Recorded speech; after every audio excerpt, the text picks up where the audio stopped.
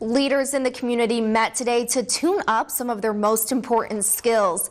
Alpena Volunteer Center partnered with the Chamber of Commerce and ACC to host a leadership lunch bite series this fall.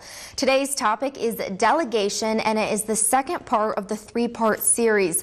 This is in response to a need for more leadership development in the community.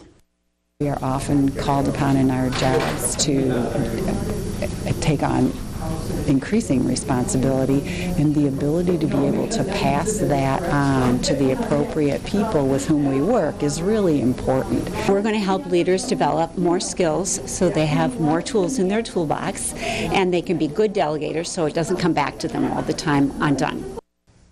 Hildebrand says leaders should know how to involve everyone through delegation. In the presentation, she is talking about the 7 points to being a good delegator, and the first one is making sure the task is clearly defined. The last presentation in this series is on October 16th.